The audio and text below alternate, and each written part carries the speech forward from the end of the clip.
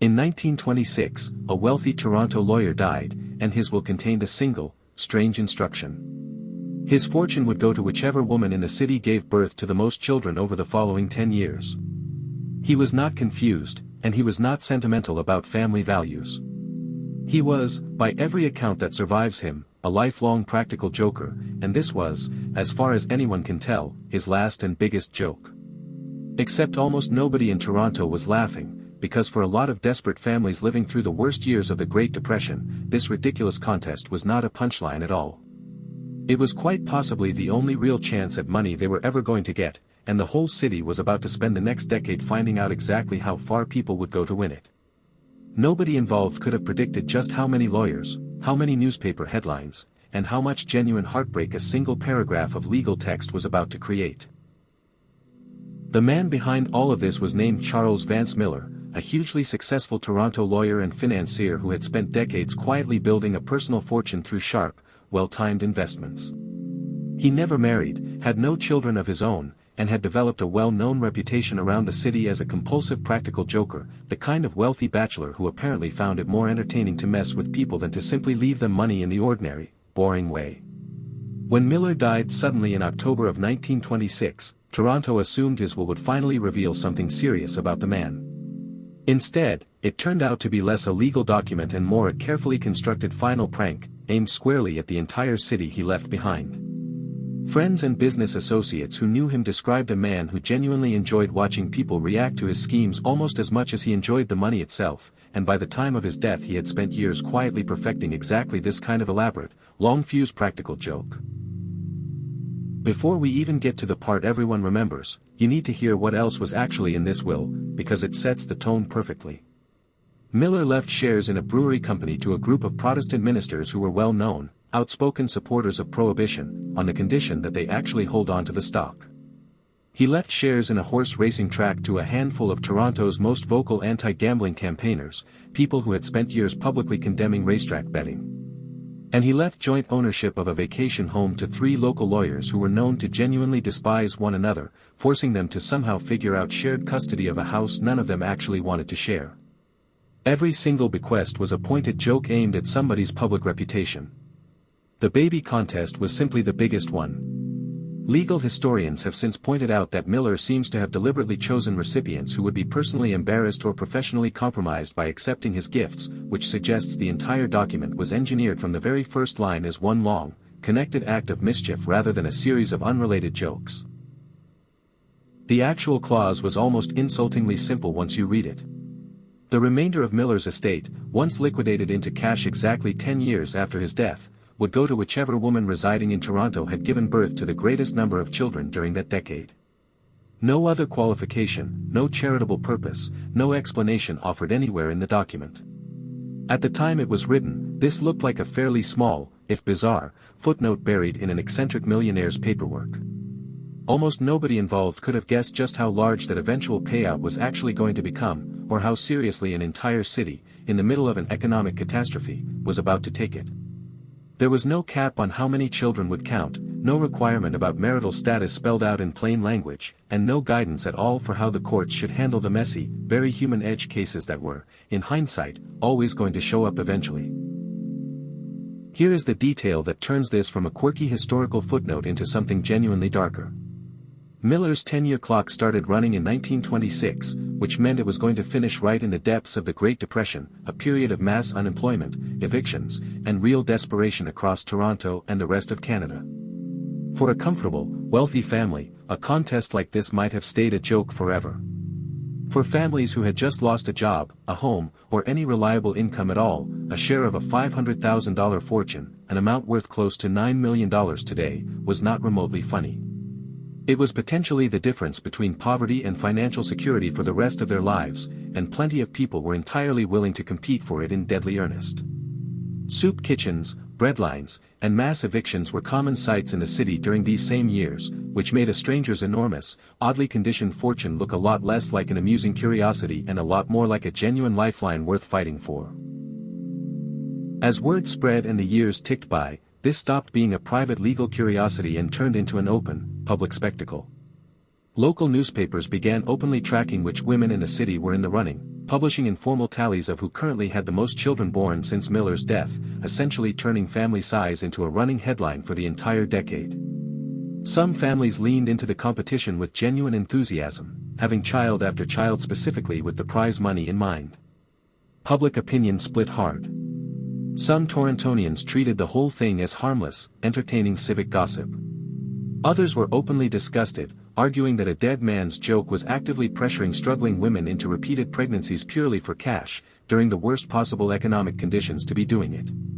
Reporters reportedly went so far as to interview competing families directly, turning what should have been an intensely private matter into front-page material for years at a stretch, and more than one newspaper ran regular scoreboards listing the current leading contenders by name. Predictably, Millar's own relatives were furious about watching a fortune slip away to strangers over what they saw as an obviously tasteless practical joke, and they took the fight to court, arguing the entire bequest should be thrown out as being against public policy, essentially claiming no court should legally enforce what amounted to a baby-making contest.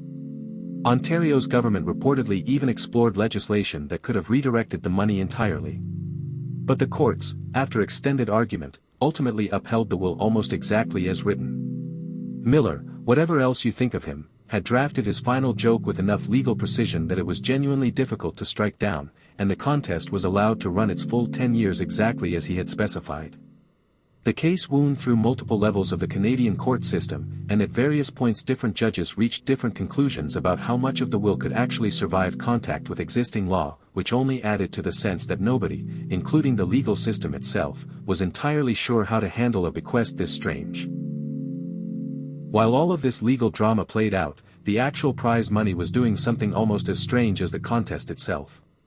Years earlier, Millar had made a small, $2 investment in a plot of land sitting right next to what would eventually become the Detroit-Windsor Tunnel, one of the busiest border crossings between Canada and the United States. As that tunnel project developed, that tiny original investment ballooned into more than $100,000 all on its own. Combined with his other holdings, by the time the full estate was finally liquidated in 1936, it had grown to roughly $568,000, meaning the prize the whole city had been fighting over for a decade had actually gotten significantly bigger while everyone was arguing about whether it should exist at all. Millar's own lawyers were reportedly just as surprised as anyone else watching the estate's value climb year after year, since nothing about the original $2 land purchase had ever looked like anything more than a minor, forgettable side investment at the time he made it. As the 10-year deadline finally approached, the case took its cruelest turn yet.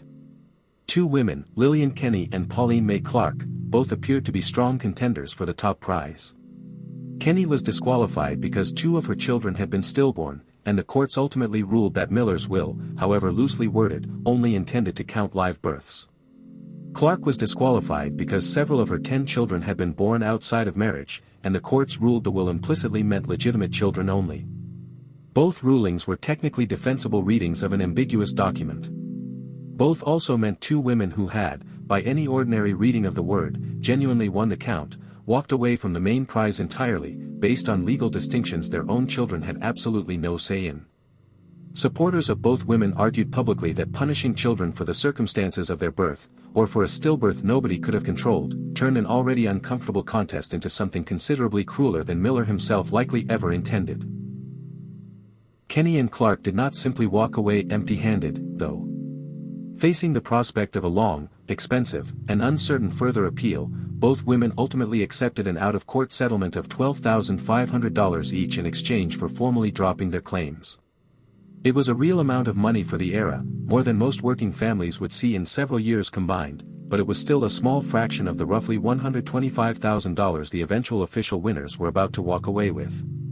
Whether that settlement was fair compensation or a quiet way to make an uncomfortable legal problem disappear quickly depends entirely on who in Toronto you asked at the time.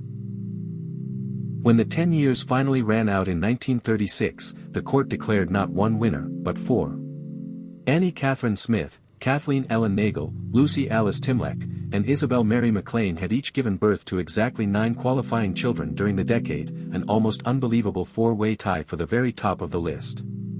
Rather than trying to split hairs any further, the judge simply divided Millar's swollen fortune evenly between all four women, each walking away with approximately $125,000, worth something close to $2 million in today's money. For four Toronto families who had spent a full decade in the middle of the Great Depression, it was a genuinely life-changing amount of money, delivered as the punchline to a dead stranger's decade-long joke. Toronto crowds and photographers reportedly gathered outside the courthouse to see the final ruling delivered in person, treating the announcement less like routine estate law and more like a prize-fight decision after 10 full years of build-up. The Great Stork Derby, as Toronto newspapers had nicknamed it almost from the very beginning, remained a genuine sensation for the entire decade it ran, and it has quietly outlived its own headlines by nearly a century since. Law schools across Canada still reference Millar's will as a classic case study in exactly how far a legally binding document can push the boundaries of taste, public policy, and enforceability before a court finally has to draw a hard line. Whether you see Charles Vance Millar as a harmless eccentric having one last laugh, or as a wealthy man who turned genuine human desperation into a decade-long spectacle for his own amusement, his single strange paragraph of legal text quietly reshaped several real families' entire futures, whether he ever actually intended it to or not. Documentaries, podcasts, and law school lectures have all revisited the story since, usually landing on the same uneasy conclusion, that it is somehow both a genuinely funny piece of Canadian trivia and a real story about real families making real, difficult choices under real financial pressure. So the next time somebody tells you a will is just boring paperwork, remember the Toronto lawyer who turned his own death into a decade-long, citywide baby contest, sparked a Great Depression-era media circus, survived multiple court challenges from his own furious relatives, and ended up handing four ordinary families a life-changing fortune, purely because he thought it would be funny. Some pranks fade in a day.